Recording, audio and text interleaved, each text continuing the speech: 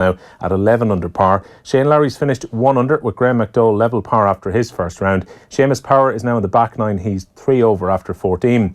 TJ Doheney has become Ireland's third current world boxing champion. The Portlaoise man's joined Ryan Burnett and Katie Taylor by landing the IBF Super Bantamweight title. Doheney overcame defending champion Rizuki Iwasa on points in Tokyo this lunchtime. Ellen Keane has finished just outside the medals in her 100 metres backstroke final at the Para Swimming European Championships in Dublin. The 2016 Paralympic medalist touched the wall in 1 minute 15.9 seconds, less than a second off the podium places. Patrick Flanagan 6th in the men's X6 class, while Nicole Turner was 5th in her final. Jonathan McGrath was 5th in the men's S8, with Alva Kelly 7th in the women's S8. Time for the football show. The Football Show on Off the Ball. In association with the faster than ever Boyle Sports app for exclusive price enhancements on the biggest games around. Download it now. Boyle Sports. Time to play. I'm prepared to do anything I can to play for my country again. Do it then. What about your start to the game? It wasn't bad, was it? Why should an honest answer be a mistake? How can a modern day manager not have a mobile phone? Why should he? Yeah, thanks a million for that, Will. We are ready for the football show. Best way to start it, I guess, is with a view on Graham Hunter coming on later in the show, is to talk to Gary Breen. Good evening, sir. Good afternoon. You were with us on our opening weekend of the Premier League campaign for the game at Arsenal. Man City winning 2-0. We're going to get into that as well. You're also with us this Sunday as Jose Mourinho takes his Manchester United side down to the coast to take on Brighton at the Amex Stadium. But look, we know you're an Arsenal fan, Gary. We spent a lot of last season discussing the end days and the end game in terms of Arsene Wenger with you. So that story has come and gone. And yet there we were last Sunday. And for all intents and purposes, we may well have been watching an Arsene Wenger managed Arsenal team. And the fallout in the last few days, for me, it's been a bit knee-jerk. It's been a bit too harsh on Unai Emery, who's trying to deal with changing a culture that's been insipid really there for a long, long time. What have you made of the last 3 or 4 days and the criticism that he already seems to be dealing with? I think that's par for the course now for Premier League. I think supporters want everything on a quick fix, as if he was going to come in and suddenly they were going to be title challengers. We know it's a big job ahead. The only thing I would say in defence of them supporters is he's got to know his players better than he clearly did on Sunday. The very fact that they're asking the likes of Petr Cech, who's an iconic Premier League goalkeeper, to play out from the back, to two centre-halves in Socrates and Mustafi, who are not ball-playing centre-backs, and they're looking to spread that defence and then rely on a young 19-year-old in Guendouzi to come in and play on the half-turn. Now, we saw the result. They tried to match City or certainly play them at their own game. They're nowhere near that level. So he has to go back to the drawing board and say, listen, OK, maybe he wants to play that way, but it's going to take a bit of time. If someone like Petr Cech, with all his experience, all his quality, struggles as much as he did playing out from the back, then you have to address it. We know they've got a new goalkeeper in building. Whether he'll get the nod now, because Emery may well be adamant that that's how he wants to play. But I think in the Premier League, he's asking a lot of those players. Yeah, it was an odd one that Cech did start the game, because it seems to be the perfect time of the season to drop your goalkeeper. You've got all summer to make the decision. You've spent a pretty sizable amount of money on Bernd Leno, and then you bring him in. And he has already said in the build-up to this Chelsea game, it's the game of the weekend, and it's another difficult assignment for Arsenal heading away from home in their second game under Emery, that it's going to be Petr Cech that's starting. I don't quite get this. I don't really understand it. Petr Cech at times really struggled last season and really in the last couple of seasons under Arsene Wenger. Why bring Leno in and then have him sitting on the bench watching Petr Cech not play with a huge degree of confidence? I don't really understand it. The only thing we can assume from that is, and I wouldn't be surprised, that Petr Cech has obviously gone away in the summer, come back for the new pre-season and performed well. You know, he's still a quality goalkeeper in terms of what he gives a team. I don't think he's at the level that we associate in terms of them title-winning Chelsea teams. The very fact that's why they let him go, to bring in the likes of Courtois. But you're right. I don't know whether or not they just wanted a bit more experience just to bed this in. But you're right. If you're going to make that decision to play out from the back, then Petr Cech's not your goalkeeper. It's as simple as that. But there's more problems in terms of trying to play that style, is that if you're going to be expansive and make the pitch big, they haven't got enough athleticism in that central midfield area. Xhaka's not an athlete by any stretch of the imagination. We said about Guendouzi as a 19-year-old, yes, he can run about, but he doesn't have the experience in terms of knowing where to be in certain scenarios. And if you've got two central midfielders like that, more often than not, you'll look to your right and left side of midfield and say, listen, tuck in and put a bit of a shift in. But invariably, that's Mkhitaryan, that's Ozil. That's not what they're all about. They want to go forward. And we saw how much Ozil and Mkhitaryan struggled with the athleticism, the pace and power that Manchester City had in their full-back areas. And listen, I'm not being remiss there. I know most players will. But I don't think their strength is staying with people running back. It's going forward. But there were so many other things that confused me, notably the fact that Ramsey played in that 10 role and Ozil played out on the right-hand side. And if you think about under Wenger, we've seen the likes of Ramsey, Wilshere, Theo Walcott, all so vocal that they wanted to play that luxury number 10 position. But the very fact was that Ozil is considerably better than all of them at it. And the main worry for me is that I understand that Ramsey wants to maybe model his game on a Frank Lampard in terms of getting into the box late. But Dave, you see, and we both saw that too often he was at the focal point of the attack. He was, in fact, further forward than Aubameyang. Yeah. Because Aubameyang was trying to come into 10 and link. And if you're thinking about Arsenal and that midfield, they need that extra man in there. And if I was to address that, I think that, I remember we'll probably say to Ramsey, listen, contribute in that midfield area, make your runs from there in support. He's got the energy to do that.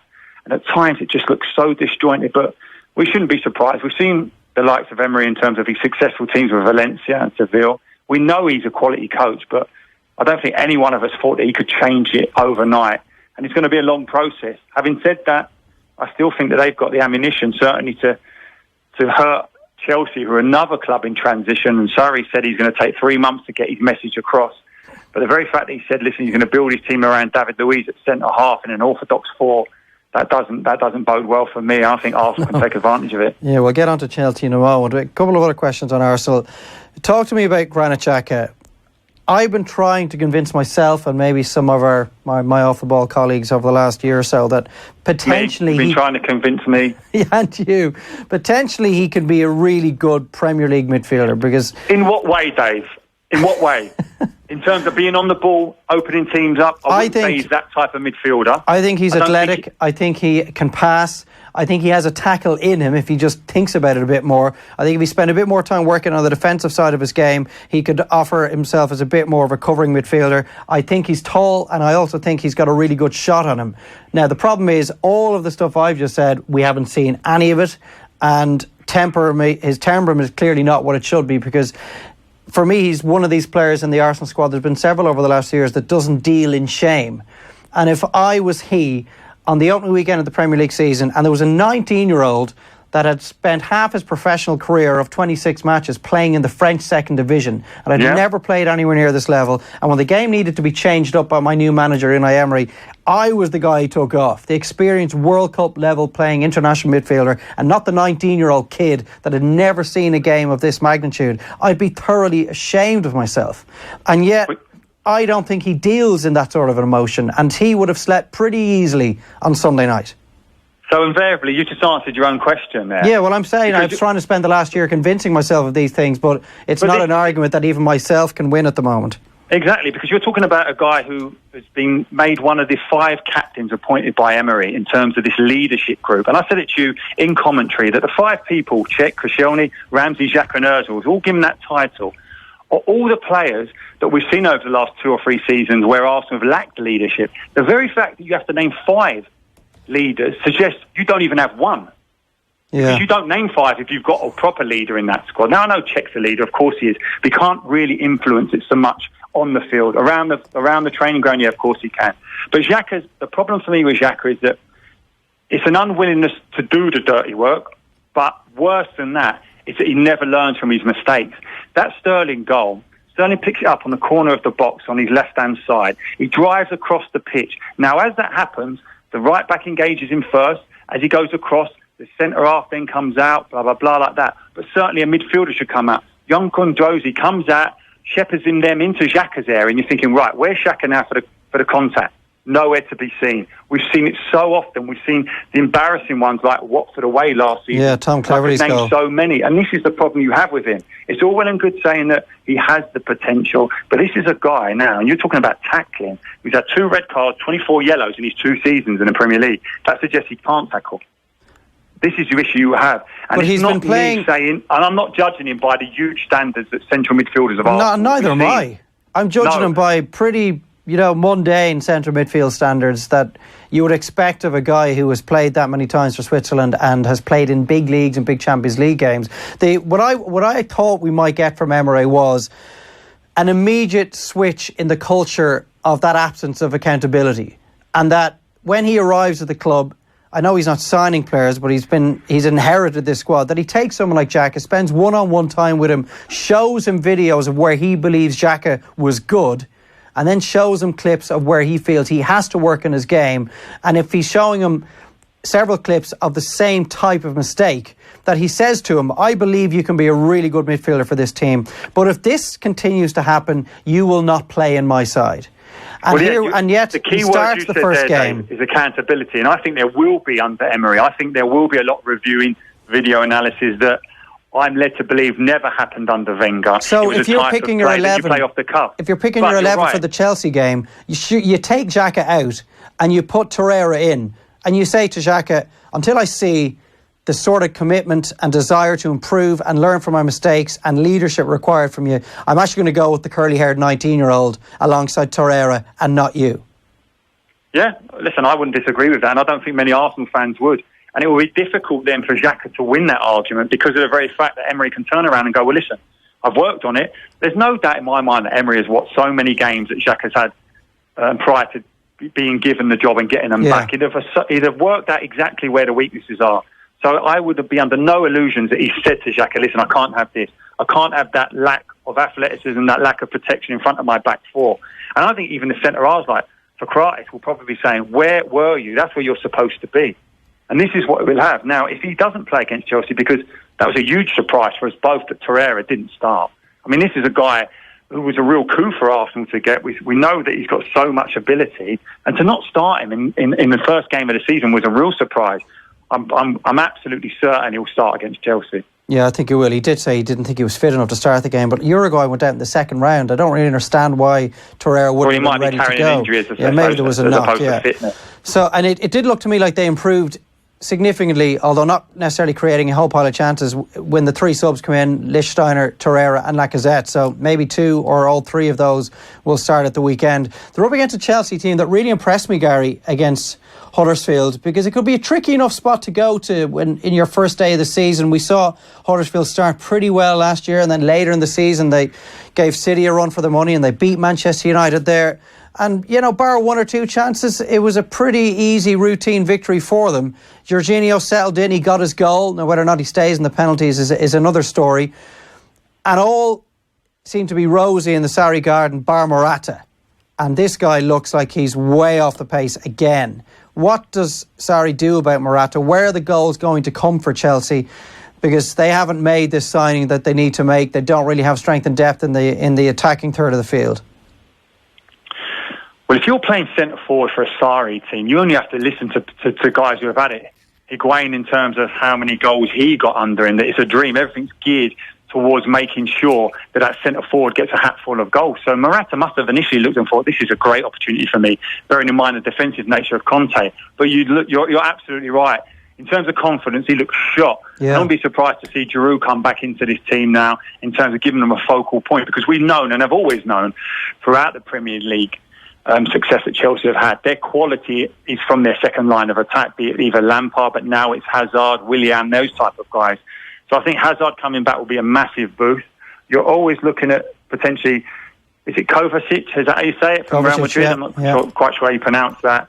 But he's a quality player, classy and elegant, a huge talent. But the difficulty with him coming from Real Madrid is in what position. We're talking about he's not defensive-minded enough to play holding, not productive enough as a 10 where assists and goals are what you're judged on. But it has been interesting that Jorginho comes in and releases Conte a little bit to go forward, because in the modern day now, you don't really see box-to-box midfielders anymore because the game's so quick. But if there's anyone who can do it, it's N'Golo Conte. He gets his goal, scruffy as it was, but nevertheless he's in there. And you have to think that Barkley probably looks a little bit vulnerable now in terms of coming out of the team, because he is a young star who hasn't really kicked on. It was a real surprise in terms of the move to Chelsea, and certainly for the amount that he went for. But I think Sarri has been quite vocal in saying it's going to take him 3 months to get his message across to these players. And I think it will. I think the way that he plays And the way that his Napoli team was so expansive and exciting to watch was certainly something Chelsea fans will look forward to. But like I said with Arsenal, that won't happen overnight. And you have to worry about David Luiz, Alonso, and an orthodox back four. They're brilliant stepping into midfield, making passes. But being turned is not their strength. And you certainly think that Aubameyang can hurt them.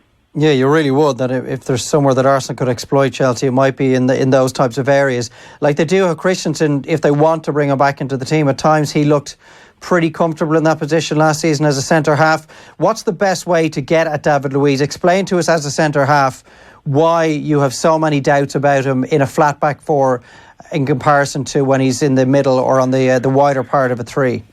I think that David Luiz, and I think he's a gifted footballer. I genuinely believe that. He's an athlete, he's strong, he's quick, he can deal with certain situations in the air. But if you're talking about his mindset, he does not think in an orthodox back four. He doesn't see danger quick enough, and that's why in a three, in the middle of a three, he's protected a little bit. He'll have Azpilicueta on the right-hand side just narrowing up. He'll have Cahill on the left-hand side who doesn't want to be out wide, so will narrow up again. So ultimately then with N'Golo Conte in front of him, there's very little space for him to be exploited when he makes those poor decisions, those split decisions. And that's the difference. Now, in an orthodox back four, Alonso, who is the same, doesn't think defensively quick enough. We saw that against Manchester City where he was caught out.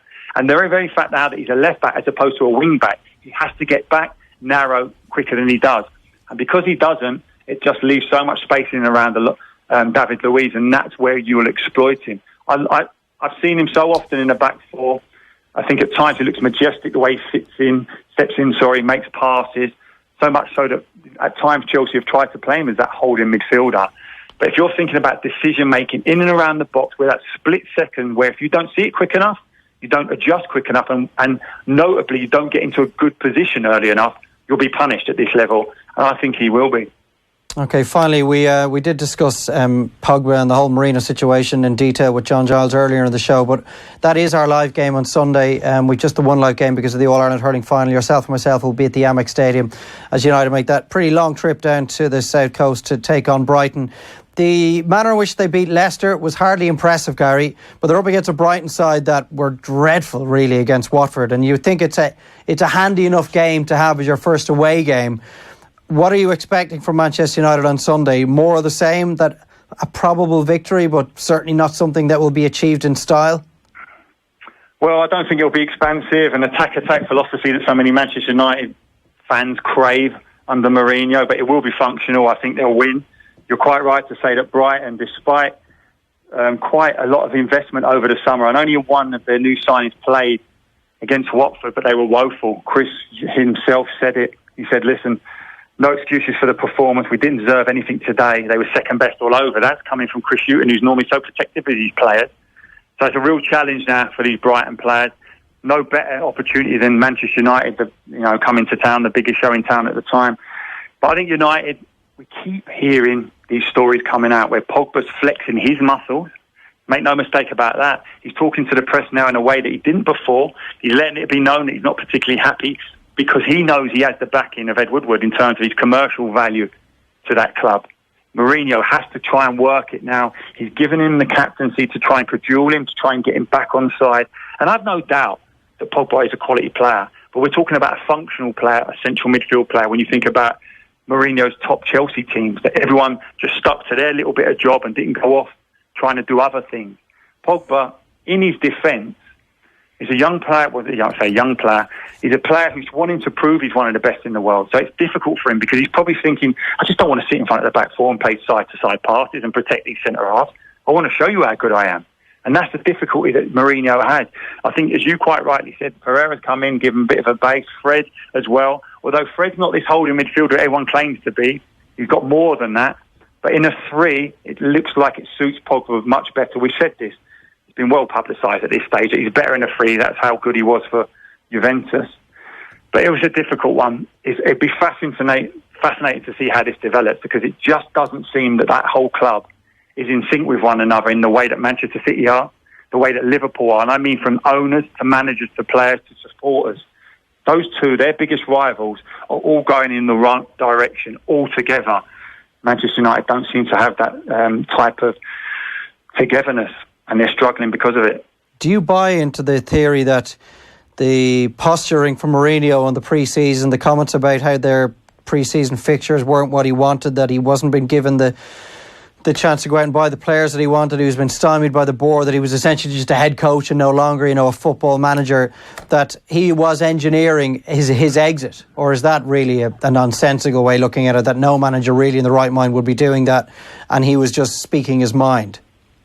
Well, I think ultimately, that's speaking his mind. I think he probably thinks, listen, I'm going to make sure that everyone knows why I'm not bridging the gap to Manchester City, which is a huge challenge anyway, because of how good Pep's team are. But he's met this type of challenge head on before. He was given over 300 million though to bridge the gap, Gary. World-class players, yeah. He spent a pile of money.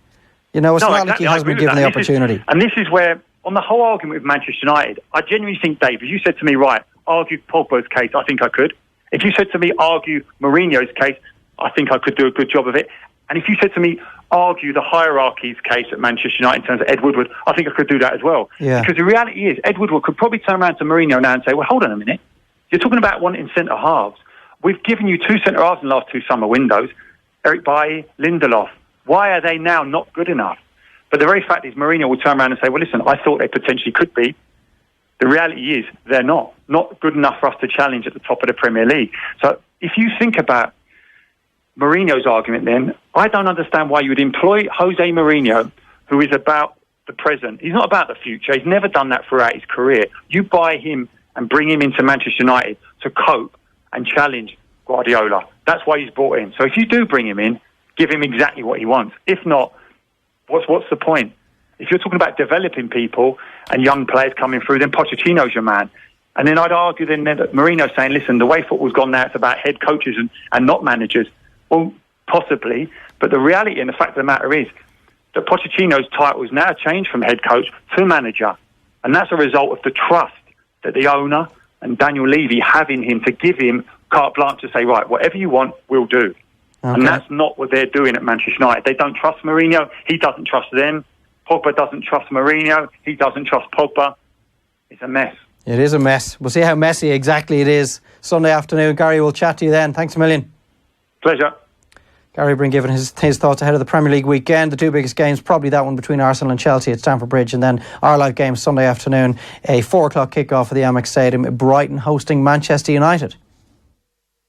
Football on Off the Ball. In association with the faster-than-ever Boyle Sports app. Multiples made easy and personalised content on every sport. Download it now. Boyle Sports. Time to play. Tech Talk. Coming up this week. Just hold your breath for 2 seconds. Ready? Holy shit! No, I don't like it. We take a brand new Tesla out for a spin. Is it worth the hype? Is the range anxiety real?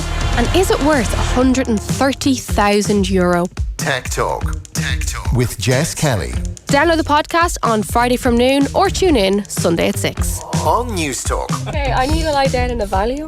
Volkswagen Financial Services have launched a new product that will transform your business. Interested?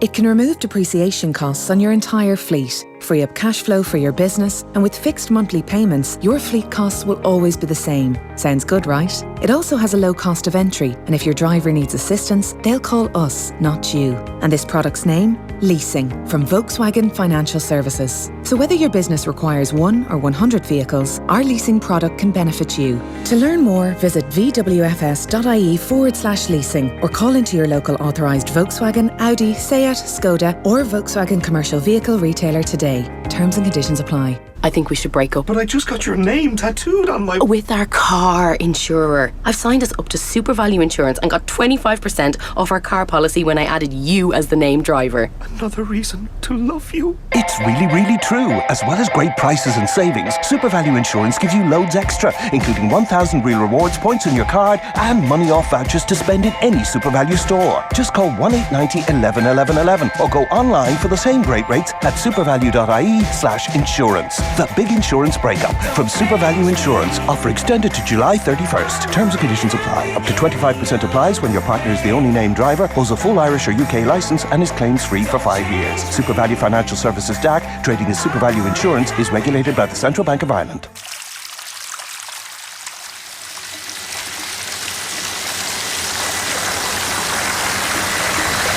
On average, we each use 129 litres of water every single day. Find out how we can all use a little less at water.ie. Irish Water, safeguarding our water for our future. How do Bord Gáis Energy rewards feel? Well, unmissable. Get closer to all the best hurling matchday experiences, knowing you wouldn't want to be anywhere else. Take your front row seat as the curtain opens on the Bord Gáis Energy Theatre show that sold out months ago. Bravo!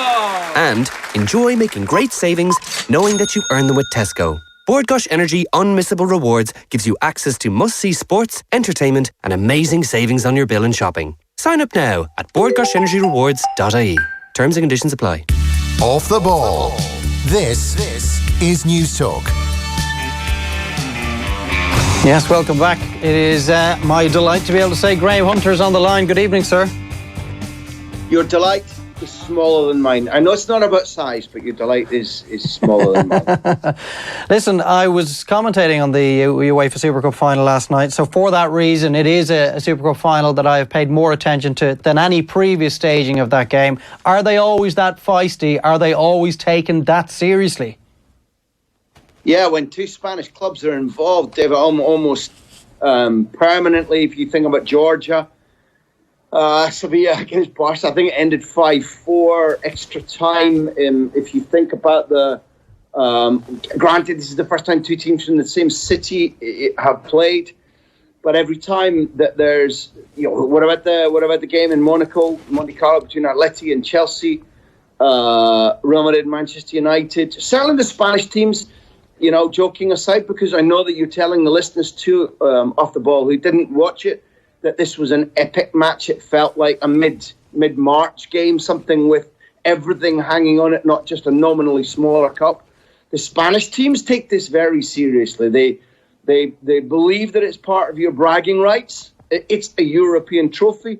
And given that I'm currently in my holiday resort wearing Aberdeen shorts and they've got two European stars on it, I think the case for the importance of the Super Cup doesn't need to be made any more strongly than that. It's a European trophy, man. Yeah, and you could tell there were tears streaming down the face from people on both sides of the Madrid divide over the course of the game. Atletico Madrid fans are clearly overjoyed by it. And when we were covering the game, Graham, there was a feeling for us that because they had never got the better of Real Madrid in a one-off game or over two legs in the, what was now 10 times they faced each other, it meant more to Atleti.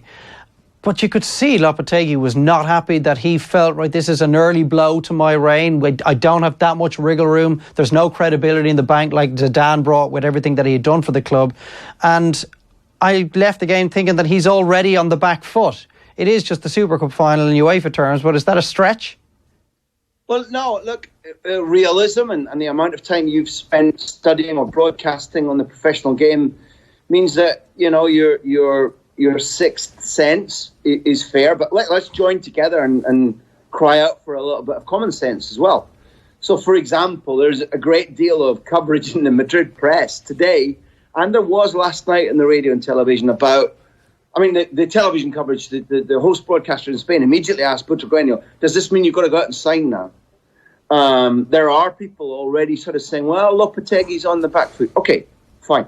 For those who weren't paying full attention or those who didn't watch, let's bear in mind that once Diego Costa puts Atleti 1-0 up, Madrid absolutely dominate the final. And what's more, for 43 minutes of the first half and for a good 15-20 minutes of the second half, actually play outstanding football.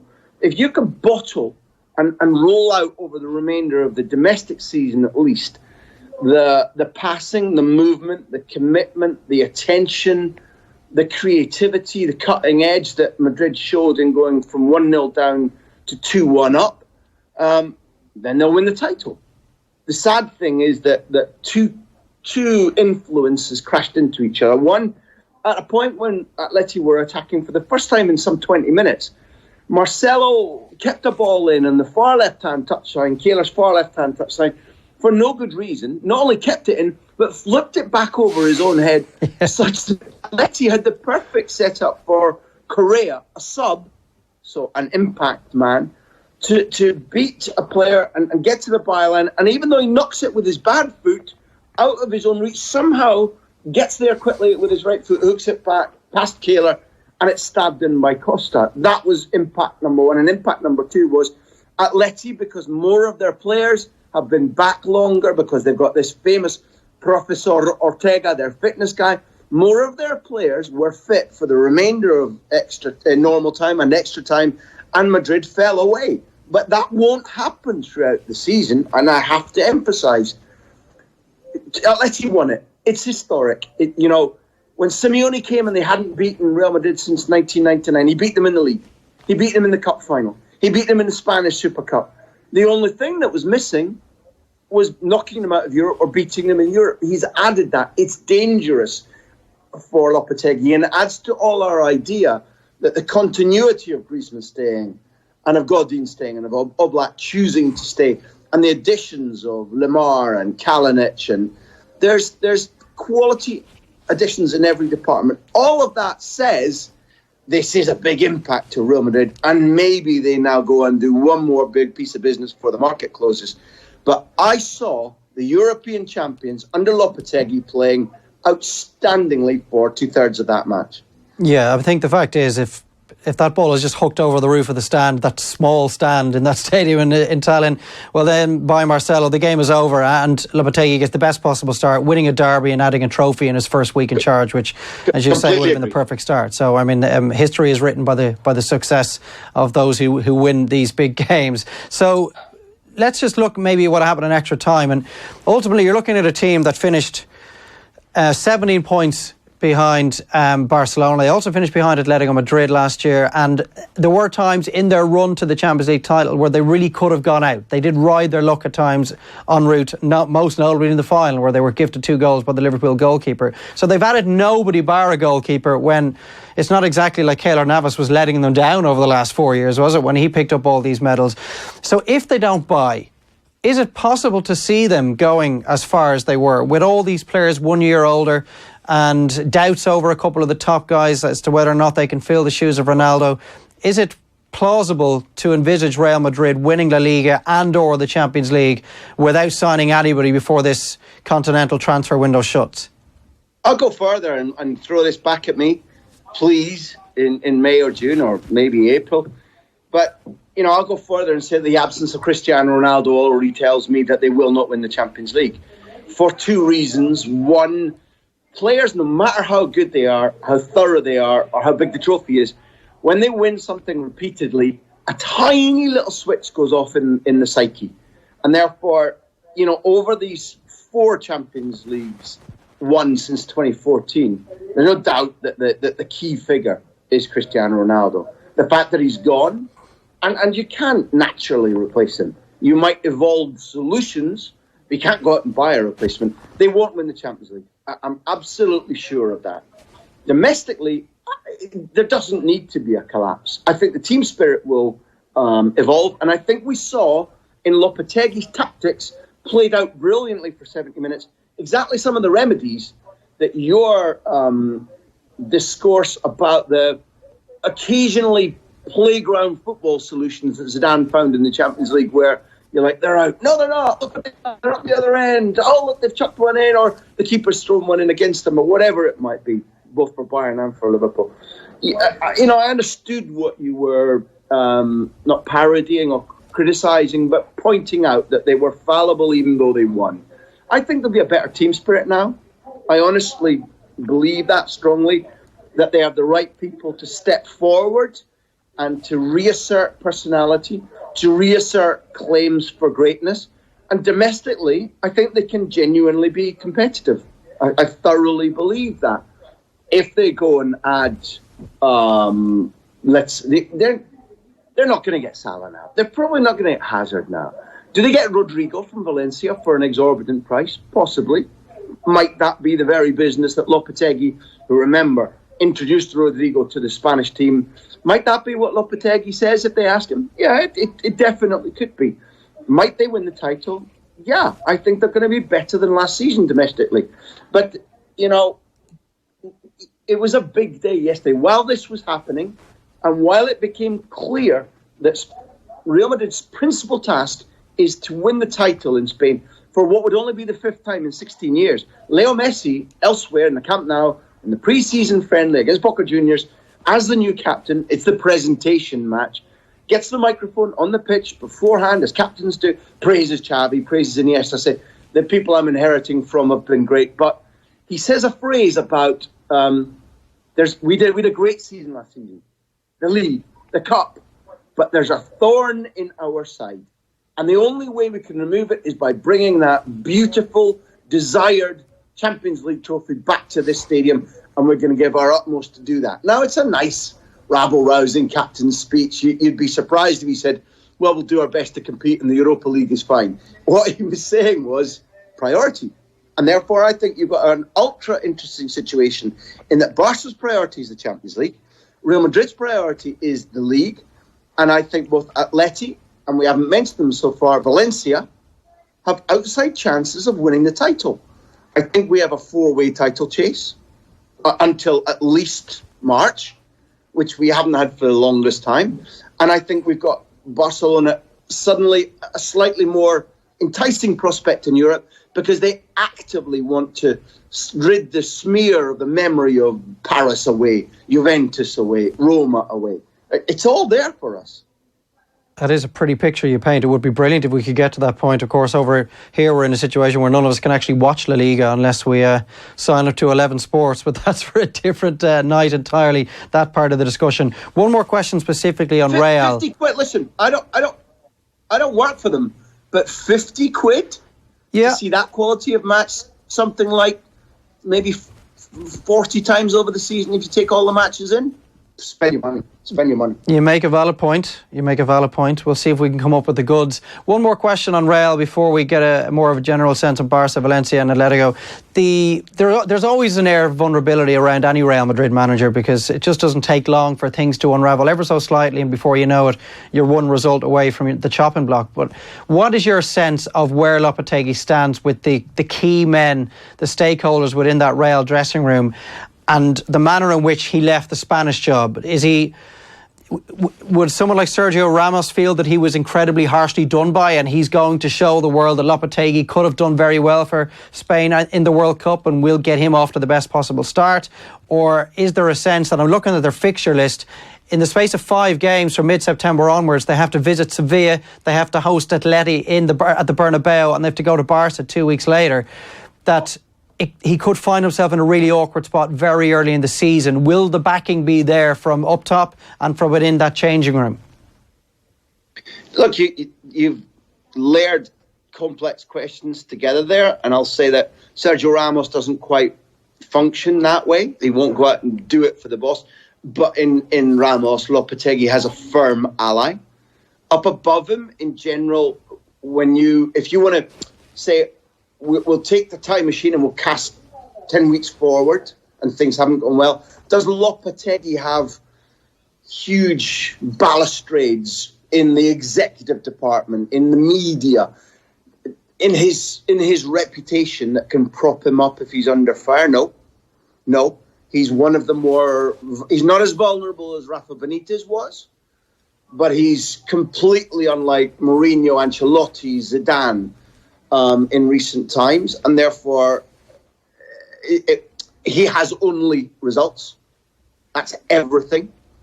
One of the key things that will help paint the picture you're asking for is that several of the young players owe their development to him. Several of them won junior international trophies before they were first-team regulars anywhere. They got that experience with young Spain, whether it be 19s or 21s, of working together, going abroad, lifting a trophy, understanding tough times, coming through, taking responsibility. With his relationship concerning Carvajal, with his relationship concerning Isco, Rodrigo, these are very positive things. And I'll tell you something else. He's a coach that people like working for. The daily regime is going to be good. It's going to be demanding. He's nobody's fool. But he's also asking them to... This is where he links to Zidane. One of the few ways. He asks them to play a brand of football that they like, both with and without the ball. Now, you know, and the listeners know, if you're selling that ticket to your players, whether you're Stoke City or Dundalk or Real Madrid, you've immediately got an adherence to standards and to energy and to will. And Lopetegui's got that. So is he immune from, I think you're hinting at, is he immune from the disease of not making it to the end of the season? No, he's not. Will the Spain debacle count against him within Real Madrid or within the Real Madrid supporting media? No, it won't. That blame will go to Rubiales, the president of the Spanish FA. So we've got a situation where Lopetegui's fate is slightly more in his own hands than people imagine, because the players are with him. He is an adept coach. He's got these younger players at a time when they, like Asensio, didn't start the Champions League final, scored in one, but feels he's got to prove himself. Lucas, having scored a penalty in Milan to win against Atleti the second time around, didn't make the squad in Cardiff. You've got players who've got multiple winners' medals who want to have their own winners' medals, if you get me. I do. And I think that's positive. So Real Madrid are a ship which could take in water quickly, but are much more robust and much better equipped for stormy seas than people imagine. Okay, that's an interesting one, that it is just going to be down to results, and maybe stuff that's gone before isn't necessarily going to have an impact on him. Looking at Atletico last night, and there was a sense maybe towards the end of last season that at some stage Diego Simeone was actually going to be prized away, and there was a lot of talk linking him to the job at the Emirates Stadium and various other jobs over the course of maybe through Italy and France as well. Last night he looked like he was ready to rock, Graham, that he was taking this to heart as much as he had any game since he took charge in 2011. And you mentioned the importance of the likes of Godin and Griezmann opting to stay, Oblak opting to stay. Lamar looked brilliant last night. I thought Saul in that central area was excellent. I think Diego Simeone is almost like been given a restart, a reboot, and he's ready to go all over again. Look, I think you need to take into account several things. Number one, if he could learn English, he'd be the Chelsea manager, not only now, but some considerable time ago. He's been offered the Chelsea job at least 3 times via his sister, who represents him. He's taken English lessons, and while his sidekick, German Mono Burgos, has very good English, Cholo just can't do it. And he understands that he's a mega Gary Neville. When Gary Neville came into Valencia, I certainly believed, and Gary Neville believed, that his force of personality and his speed of learning a new language could allow him to transmit the good things that he has in his brain. When he was sacked, he said, I saw that via a translator, I wasn't getting across enough of what I wanted. I made a mistake.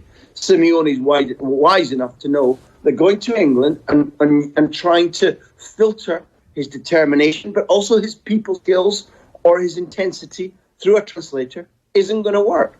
Hence, once you close something off to yourself in your mind and you're not sitting wistfully saying what if or I wish, you do get a new burst of energy. Next, the Wanda Metropolitano has proven itself to be a home, not something new or jinxed or an albatross around the neck's big and empty. They've won the Europa League, yet another big trophy to turn the disappointment of the Champions League performance into marching their way to Lyon and beating Marseille, beating Arsenal. That renews your energy.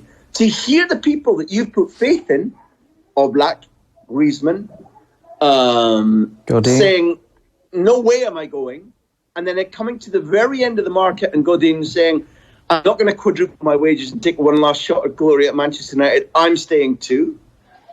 Fabulous. He's been given the Colombian right back he wanted. He's been given Lamar for a record sum. If this didn't re-energize you, then absolutely nothing would. And do we believe in life in pots of goals at the end of the rainbow? Well, where's the Champions League final next June? Yeah. Metropolitano. It's at the Wanda, I know. It's an enormous carrot, isn't it? That would buzz you up, right? Absolutely. It's no surprise when you put it that way. It is an interesting watch, seeing him, as we saw at the Emirates Stadium as well, enclosed in what seems like a tiny box. It is a corporate suite, and you know it's all relative, but and he's pacing left and right and back again. I'd love to get a pedometer on him and see exactly how many miles he's clocked up over the course of the game in that little box of his. Question of Barcelona, you've already mentioned them in passing. They obviously start the season as favourites, Graham. They've made a couple of interesting additions. It's going to be very entertaining to see where Lionel Messi is, and is he going to be, as we expect him to be, at his absolute best? Will the signings bed in quickly? Will, as you said, maybe their slightly greater focus on the Champions League take away from their La Liga performances? Where are you expecting Barcelona to be in comparison to when they were at their best last season? Similar. They've added youth, they've added pace, they've added competition for places in some of the right areas. I believe that Artur, the Brazilian, is somebody who, albeit not brought up in the Barca philosophy, shows a thinking about the game which is very much like the Barcelona philosophy. That's encouraging, and he'll only develop. I think that although Malcolm's arrival was not a specific petition of Valverde, more an opportunity cost from the board, saying he's available, Roma are about to get him, let's dive in, hurt Roma, take him, develop him, and he scored last night against Boca Juniors a very, very good goal. He has pace. He doesn't waste the ball. He doesn't give the ball away much. Very left-footed, but you could see him fitting in there. He's acted, instead of Dembele sulking, he's acted as a stimulus to Dembele. Privately, they said to the club, what the hell are you thinking about? That's my place he's taking. Why are you signing him? What Dembele did publicly was cut short his holidays, come back, demand to be picked for the Super Cup, start the game and score the winning goal with the best goal of his Barcelona career so far. You've got a Coutinho who spent January to May getting better every single week, assuming more responsibility, not for Iniesta's role, but for being the guy who says to the rest of the team, if Messi is absent, rested, suspended, or not playing well, I'll step into his gap. He's not of the same level, but they cannot fold when Messi's not on form or not there. Coutinho is a small part of that remedy. There is enough to say. Munir returning ahead of Alcacer is a boost. There's enough to say that Barcelona can be not only competitive but entertaining, worth your time watching in Europe and domestically. And I think that there is added steel and rigor. And if, like with Paulinho, Arturo Vidal can shock people and show an understanding of Leo Messi's demands and show a hunger and a work rate, then Arturo Vidal is the kind of big, bold samurai that they were missing in the 4-0 in Paris and the 3-0 in Turin. He brings the edge, doesn't he? The 3-0 in Rome. I'd say he does. Look, if you came out of a pub with one too many down you and you saw him in a dark alley on a Friday night, you'd salute and walk the other way, right? Don't go near him. Avoid that man as much as you possibly can. I love what he's not necessarily cut from the Barcelona stone, from the Barcelona club, but you do think he's just going to bring that little bit of an edge that, as you say, maybe they were lacking in times of those really big games. As brief as you can, Graham, I know that's not necessarily your forte. Valencia, you've already mentioned them. They are your dark horses. They take on Atletico on what is clearly the game of opening weekend. Set the scene for us on that one. It's interesting because Marcelino is a demanding coach who pushes his players and in the past has had a reputation of tiring his players out. Everybody who stayed is 1 year on and understands his standards. Those who've come that are new, in general, are fabulous signings. They've wanted Kevin Gamero for about 18 months. They've got him. Batshuayi will be the new Zaza. Zaza will go. But when you've got Batshuayi, Gamero, Santimina, and potentially Rodrigo if he stays up front, you add Cheryshev, who we know is both quick and creative and has goals in him and has a terrific World Cup. You may get Guedes back. You've kept Fran Torres and Carlos Soler, the brilliant youth products from your own stable. You've added a colossal, absolutely colossal defender from Lyon. The inheritor to Samuel Umtiti at Lyon has already been bought up and brought to Valencia. When you keep Kondogbia and turn him from a loan signing into a permanent signing, you add Piccini. I went to the Valencia match at Leicester pre-season and Piccini stood out. You keep the captain, Dani Parejo, who is the best Spanish player not to have gone to the World Cup and probably should have been there. You're looking at goals, better organisation, competitiveness, pace, intelligence, a depth of squad, and a club which knows what winning a title is about. It's been a while, but it's not virgin territory. Are they going to win the title? You'd say not. But there was no chance last season, and there is a small chance this season, and they will take big scalps. That's your big deal. More often when you tune in to watch, or when you go on Ryanair weekends to La Liga's grounds, more often you will see Betis, Sevilla, Villarreal, Valencia, and Atleti toppling the big two. Yeah, it's. I'm looking at their fixture list. Once they get Atleti out of the way, they have a run of pretty winnable games, 6 of them before they have to take on Barca on the 7th of October. So there's no reason why they can't build some early season belief. I told you the delight would be all mine, Graham. Brilliant to talk to you. We'll chat to you next week. Talk to you soon. Graham Hunter every Thursday night giving us his thoughts on the scene in La Liga. So it is the opening weekend, and Atletico taking on Valencia is clearly the game of the weekend. That's Graham Hunter this Thursday evening. We'll be back after these.